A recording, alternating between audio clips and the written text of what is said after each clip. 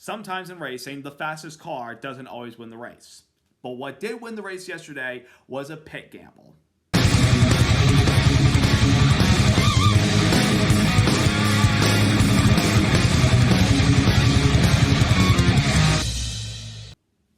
Hey there, race fans. It's Race Day Top 5 with me, Frank 5. Martinsville Speedway, the paperclip, that historic racetrack that has been with NASCAR since the 50s, has provided some entertaining moments throughout the years. It also provides the most delicious hot dogs you will ever consume when at a racetrack. Well, yesterday at the paperclip, there wasn't really a whole lot of Martinsville mayhem, but we did have one pit call that paid off in the very end to deliver victory over the guy who dominated all race long.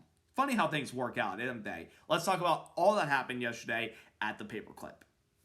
Number 1, Elliott wins with pit strategy. Chase Elliott, the sport's most popular driver, delivers his first win of 2026, winning yesterday's Cookout 400 at Martinsville, beating Denny Hamlin, Joey Logano, Ty Gibbs, and William Byron for the victory. This is not only Elliott's first win of the season, but it's the first win for Hendrick Motorsports, and it's the first win for Chevrolet. The first 6 races of the season, it's been 5 wins by Toyota, 4 with Tyler Reddick, 1 with Denny Hamlin, and 1 Ford win with Ryan Blaney at Phoenix. Yesterday, the Bowties finally got on top and got their first win of the season thanks to Chase Elliott and his team. And once again, it was a team effort that allowed Elliott to take victory at Martinsville. He started the race in the 10th position, and knowing him, he in his past success at Martinsville, finishing in the top 5 in the past 4 events, it looked like that he was going to be a guy that we were talking about for the race win or running in the top 5. Well, early in the race, he was hovering around the 10th to 15th place position. Again, he qualified 10th, but it seemed like when we got into some long runs, it was relatively tough for him to pass. The deeper you are in traffic, it is kind of hard to pass with all the dirty air, and your car isn't really handling the best. And it was a little surprising considering he was really good Saturday in practice, especially when it came to long green flag runs. Well, we had some of those, but he couldn't seem to really go anywhere for the most part. He was just stuck there, couldn't really do a whole lot, and never got any stage points yesterday. But when we got into the final stage, he was able to catapult inside the top 10, running at about 8th spot. Then he slipped back to 9th. Then on lap 262, his crew chief, Alan Gustafson, made a big gamble that would end up paying off towards the very end. He called Elliott to pit road under green flag when there was the possibility that soon green flag pit stops were going to happen, especially with how the trends of the race were going, especially with long green flag runs. Allen decided to bring the 9 car onto pit road on lap 262 to come in and get those 4 tires and fuel, and it would provide dividends for them as they were able to use those fresh tires and make up a ton of spots on the racetrack that would put themselves in position for a lot better spot on the race when everybody else completed their stops. So after a couple laps, more guys started ducking onto pit road, and when the pit stop cycled through, Chase Elliott actually found himself in front as the race leader. But even as he got a couple laps on those tires, and after everybody else had put on a relatively fresher set of Goodyear Eagles, guys started to run him down and pass him, and then eventually Denny Hamlin was able to pass Elliott on lap 309 and take the lead from him. But the 9 team caught a break when 2 laps later, after he got past the lead, a caution for debris came out. Part of the brake rotor from the 10 car of Ty Dillon was lying on pit road, which a lot of people are complaining about, but I think there were other pieces of debris coming from the 10 car that were on the track because the previous couple laps before the caution, he was stuck on the high line and running up high and getting in all that marbles and everything, and he had a flat tire, which probably laid a little bit of debris on the racetrack, and it took NASCAR a long time to call the caution, but they did. It paid dividends for the 9 car to allow them to have their track position. They came into pit road for the final time along with everybody else, minus the 1 car of Ross Chastain, who elected to stay out and gamble, thinking we go green the rest of the way, we can maybe salvage a better result than what they were going to have. So Elliott restarted in 3rd spot. Then after 1 lap, he got in front of Denny Hamlin off of turn 4, and as he did, a big wreck ensued right behind him when Bubba Wallace got into Carson Hocevar, sent him into Zane Smith, and collected a lot of other guys in the middle of the pack. But the key moment again, the 9 car was in front of the 11 the moment the caution came out because Chastain was still the leader, so allowed Elliott to get on the outside for the final restart and challenge the 1 car. After a couple laps racing side by side, Elliott finally cleared Chastain and saw daylight.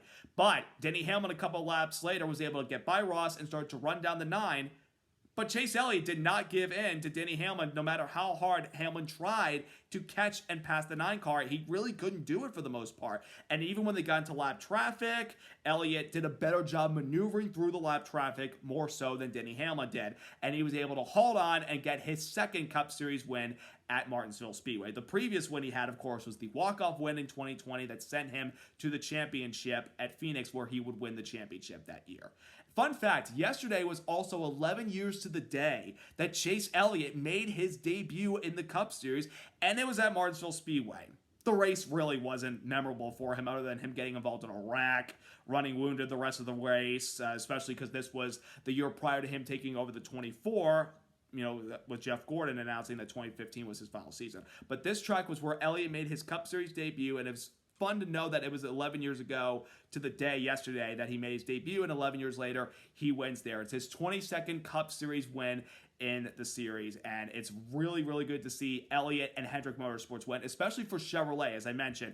Their first win of the season. Remember, they have a new style nose on their cars, so a little bit different body, a little bit different changes here and there. Some of the Chevrolet teams are still trying to adapt to the body, but one team that has adapted to it so far, no surprise, is Hendrick Motorsports. And to see Elliott win the race yesterday was really good. William Byron had a top 5. Kyle Larson finished in the top 10. It was just good for Hendrick Motorsports, especially considering the legacy that Hendrick has had this track. This is where he got his first win as a car owner in '84 with Jeff Bodine, but it's also been a place of tragedy, especially with what happened in 2004 with the plane crash that killed some of Rick's beloved ones and some of his members of the team and the 2 pilots and Tony Stewart's helicopter pilot. It was a dark day for him as well as the sport.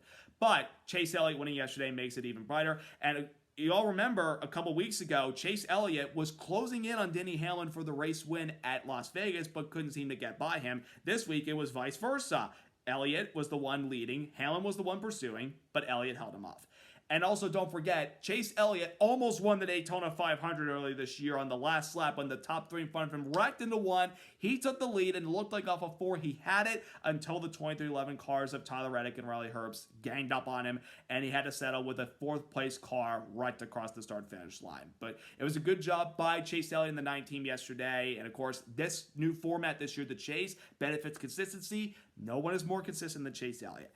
And again, I want to shout out to Alan Gustafson for a second because he's a great crew chief. He's a championship-winning crew chief. He takes a lot of slack from the Elliott fans. I mean, the Elliott fans are passionate like any other fan base is. But once the sport's most popular driver and you're the crew chief of the sport's most popular driver, you're under a microscope from a lot of the Elliott fans. And they've given him praise. They've also given him slack. Guys, sometimes some races don't work in your favor. Yesterday, it worked in Elliott and Alan Gustafson's favor. It didn't last week when they extended a green flag run under green and elected to pit later than everybody, and it didn't work out for them because they lost their track position. This week, it benefited for them to come in early, pit, get the track position, and got them in position, and they got the win yesterday. So, Alan Gustafson, I give him his props and everything. He did a great job with that pit call to come in early ahead of everyone else, and he pretty much put the Elliott fans that kind of seemed to not like him at times, he put him in their place yesterday with the pit call. So a great job by Chase Elliott, Alan Gustafson, and the 9 team, their first win of the season.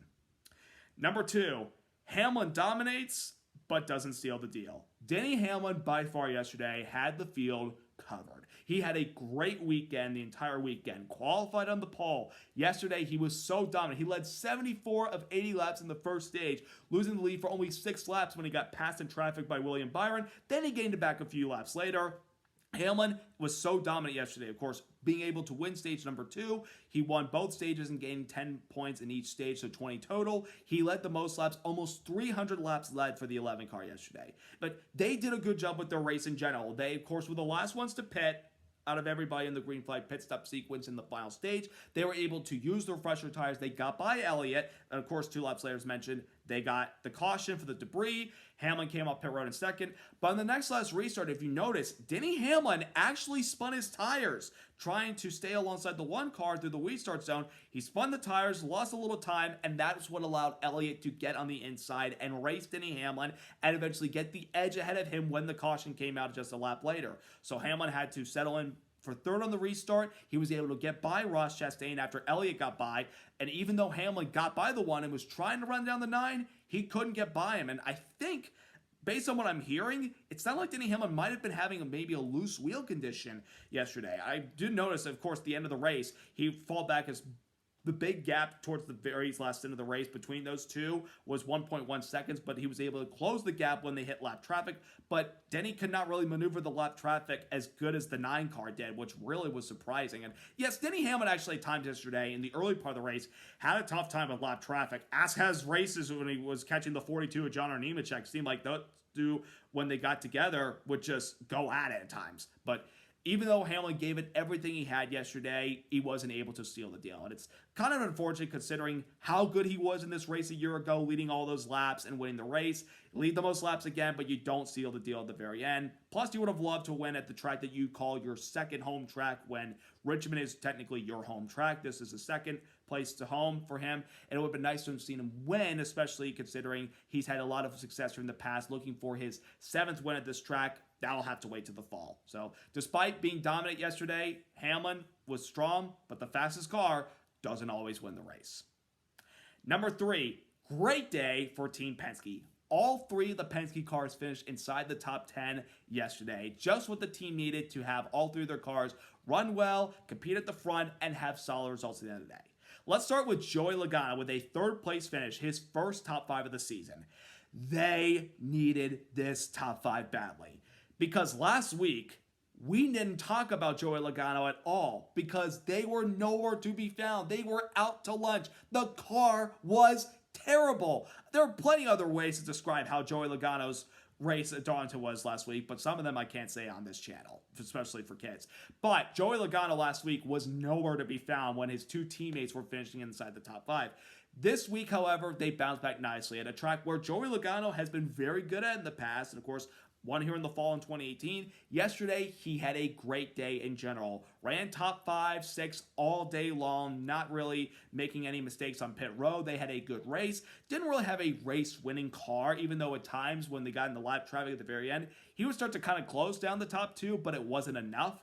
Yesterday was a great day for Logano and the 22 team to get their first top 5 and get some momentum. And of course, Joey was very happy about his performance. He said, more short tracks, please, because it definitely benefits my race team and Team Penske in general. It certainly does, considering their past track record and how they perform in the short tracks, especially with the higher horsepower that we have now. Joey did a great job yesterday, 22 team, great result, getting some momentum.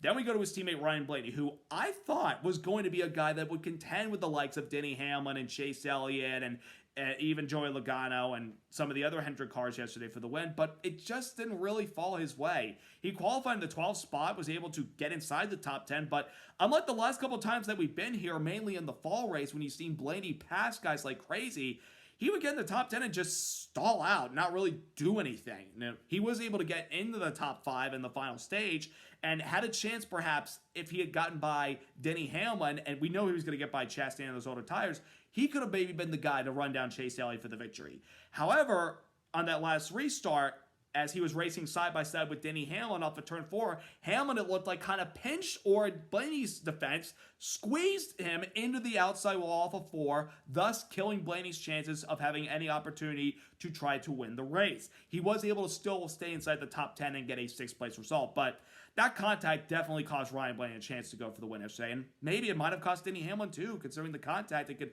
definitely affect your race car, even though it was the right rear quarter panel getting up into the 12th car. You're lucky it didn't cause a big collision, because that could have been ugly. But Ryan Blaney had a car, I think, capable of having a chance yesterday for the win, but it just didn't work out in their favor. And then finally, Austin Cindric got a top 10 yesterday, coming home in the 8th position. A really good run for the 2 team. Of course, last week, they got their first top 5/top 10 of the season because the previous couple of races, they've had nothing but bad luck or bad performances on a weekly basis. Yesterday, they had a clean, good day. Qualified in the top 10, stayed there basically all race long. Didn't really have the speed to contend with the 11 car, which a lot of people at the beginning did not really, but still a good performance by the 2 team. 2 weeks in a row, top 10 results, and they're getting closer to the top 16 in points, which is where you need to be after Daytona if you want to make the chase for the Cup. So Team Penske brought their A game yesterday for all 3 cars. All had good days yesterday. Number 4, Gibbs is hot. Ty Gibbs, this kid is starting to get his footing in competing up front on a weekly basis, coming home in a 4th place result yesterday at Martinsville behind the top 3. Gibbs was in the top 5 basically the entire race, and he was in 2nd place at times and felt like maybe he could have possibly been the guy to challenge his teammate for the victory, but considering how more experience that Denny Hamlin is at this racetrack, and even though Ty Gibbs has done well here in the O'Reilly Series in the past and won a race back in 2022, Gibbs didn't really have the speed and I think the experience to go chase down Denny Hamlin because of how good Hamlin's car was on fire-off speed and even on long runs. But the 54, they maintained their track position in the top 5 all day yesterday, and they have been on a hot streak ever since race number 3 where they got a top 5 at Coda. They have been hot ever since with top 5s, had a top 10 last week and another top 5 yesterday. It's only a matter of time. It's not if Ty Gibbs is going to win, is when he's going to win. We probably had the if Ty Gibbs is going to win question a year ago because he was not really doing anything. He had a lot of bad races. He didn't make the playoffs at the time. He had a lot of bad results last year until the very end where they started to gain some momentum. But the beginning of this year, they had the rough 2 races with Daytona and Atlanta, but since Coda, they have been perfect. They've been really good. They have performed well. They've finished well. They're gaining momentum. They're in the top 10 in points right now. It's only a matter of when he's going to seal the deal and become a NASCAR Cup Series winner. So you got to get that little extra step, and if he does that, then we're going to hear Ty Gibbs, Cup Series winner, before you know it. Yesterday, a good result by the 54 team. At number 5, tough to pass. Yesterday at Martinsville, it was a tough race really to pass for the most part. I know the last couple of times that we've been here, we've been experimenting with a softer tire to try to help improve the racing product and add more tire wear with fall off that allows some comers and goers. And the last couple of times that we've done that, particularly for the fall race, we've had some better performances with this next-gen car with the tire compounds that we've been bringing in, seeing guys pass each other and have a lot of guys go back and forth throughout the race. Of course, in the case of Ryan Blaney, you've seen him qualify bad but charge through the field because he was able to manage tires better than anybody else. But yesterday, with the 750 package at Martinsville for the first time on this car, it was mixed, shall we say. There were some times where you could pass somebody, especially when it came to long runs and guys were falling off because their cars weren't handling well. But if you were in the middle of the pack or particularly at the front of the field, actually for the front of the field, you really couldn't pass a guy because even though you tried to close up on him and wait for his car, the guy in front, to maybe fall off while your car possibly is gaining on time and has better performance on long runs, really couldn't do a whole lot for the most part. So kind of the way it was yesterday, and again, it's been kind of par for the course for Martinsville the last couple of times here, unless if we have the softer tire that allows fall off and a lot of passing and great racing. Yesterday was just mid. I mean, it was fun to watch these guys come in early in the middle of the final stage to put on fresher tires and gain some track position ahead of the other guys and see these guys blast through the field on those fresh tires. It was fun to watch that, and it was fun to watch a guy take a gamble to come in early, get those tires on, get track position, and it allowed him to win the race.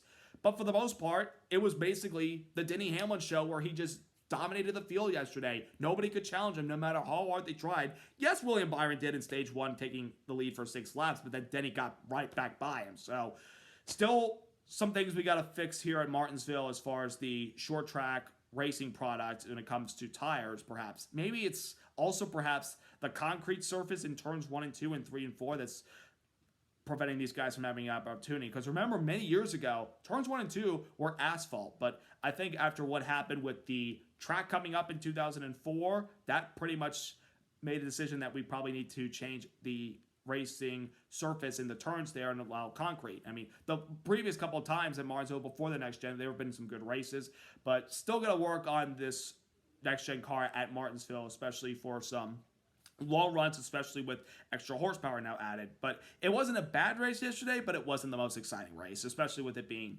tough to pass. Also want to give a quick shout out to Brad Keselowski, who made his 600 start yesterday in the Cup Series. Funny how long he's been in the sport. It doesn't feel like that. He only came in the late 2008, driving for Hendrick Motorsports for a few races, and then won the Talladega race with James Finch the following year. Then he got to Team Penske in 2010, drove the number 2 in 2011. Then he won the championship the following year, and of course joined RFK Racing in 2022 as a driver/owner, and of course, seeing him have this decent start to the year with the injury he's still dealing with. Relatively quiet day yesterday, 13th place result, but congrats to Brad Keselowski on 600 starts in the Cup Series. So, it is an off weekend for the Cup Series coming up this weekend, with it being Easter Sunday as we celebrate the resurrection of Jesus. Everybody will be home with their families, celebrating, going to Mass, and being with their families.